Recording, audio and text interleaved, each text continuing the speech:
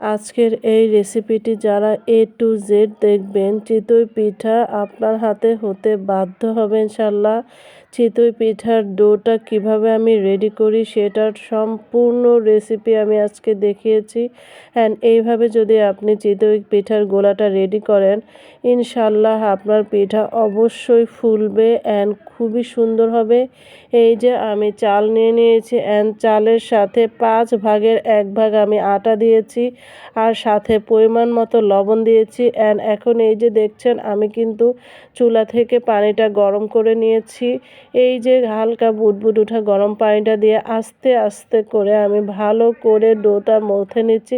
And আমার পানিটা অনেকটাই গরম ছিল, কারণ হচ্ছে আমার চালের গুঁড়াটা যেহেতু ডিপ ফ্রিজে ছিল, ডিপ ফ্রিজে রাখা চালের গুঁড়া দিয়েও যে কতটা চমৎকার চিতই পিঠা বানানো যায় সেটা আমি আপনাদের আজকে দেখাবো।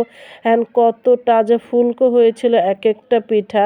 এই তো যাই হোক, এখন আমি হচ্ছে অল্প অল্প করে পানি অ্যাড করছি। অ্যান্ড ঠিক এভাবেই কিন্তু অ্যাড করতে হবে। আপনি যতই এক্সপার্ট হন না কেন, একবারে পানি দিয়ে দিলে কিন্তু কখনোই চিতই পিঠার গোলাটা ভালো হয় না। এরকম আস্তে আস্তে করে অল্প অল্প করে হচ্ছে পানি অ্যাড করবেন অ্যান্ড মিক্সড করবেন। এটা অ্যাকচুয়ালি যারা একেবারেই নতুন তাদেরকেই আমি বলছি, যারা পারেন অলরেডি তারা তো আমার চেয়ে অনেক বেশি ভালো বানান আশা করি। তো যাই হোক, এই তো আমি হচ্ছে একদম অল্প অল্প করে পানি অ্যাড করে দিচ্ছি অ্যান্ড একটু করে টেস্ট করছি যে কেমন হয়েছে ঘনত্বটা। ভালো করে মথে নিয়েছি আমি খুবই ভালো করে, অনেকটা সময় নিয়ে। অ্যান্ড অল্প অল্প করে পানি অ্যাড করবেন, একদমই অল্প করে, হাতে মোটামুটি 1 মুঠের মতো পরিমাণ হয় এরকম পানি অ্যাড করবেন। এই কাজটা একদম ধৈর্যের সাথে আস্তে আস্তে করতে হবে। চিতই পিঠায় কিন্তু খুব বেশি কোনো মেকানিজম নেই, কিন্তু এই যে গোলাটা গোলানো এটাই হচ্ছে মেইন ব্যাপার।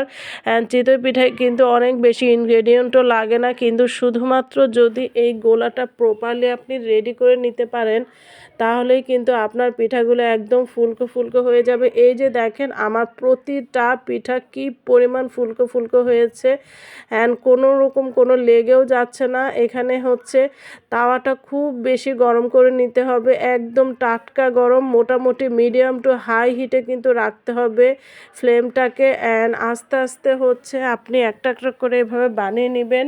তবে এর মধ্যে কিন্তু ফ্লেমটা কোনো রকম কমাতে বা বাড়াতে যাবেন না। অ্যান্ড প্রতিবার হচ্ছে যখন আপনি পিঠার গোলাটা চুলায় দিবেন, প্রত্যেকবার আপনি হচ্ছে ব্যাটারটা আরেকটু করে ভালো করে নাড়াচাড়া দিয়ে নেবেন। অনেক সময় দেখা যায় নিচে কিছুটা থিকনেস বেড়ে যায় অনেকক্ষণ রেখে দিলে, কারণে হচ্ছে প্রতিবার নাড়াচাড়া দিয়ে দেন আপনি ব্যাটারটা অ্যাড করে দিবেন।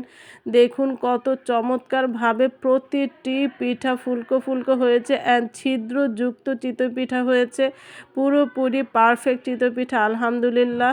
ডিপ ফ্রিজে রাখা চালের গুঁড়া দিয়ে যে এত চমৎকার চিতই পিঠা বানানো যায়, অনেকে যদি মুখে বলি বিশ্বাসই করে না। বাট এই যে এই রেসিপিটা একবার ট্রাই করে দেখবেন, আপনারা এরপর থেকে আর চিন্তা করতে হবে না যে চালের পিঠা এখন গুঁড়া করে এখনই বানাতে হবে। নো, আপনি ডিপ ফ্রিজে যদি অনেক দিন আগেও চালের গুঁড়া করে রাখেন, সেই চালের গুঁড়া দিয়েও এত সুন্দর করে আপনার হাতে পিঠা হয়ে যাবে ইনশাল্লাহ। এই যে আমি এইদিকে একটা একটা করে পিঠা বানাচ্ছিলাম আর দুধে ভিজিয়ে দিচ্ছিলাম, লাস্টে অল্প কিছু আমি রেখে দিব।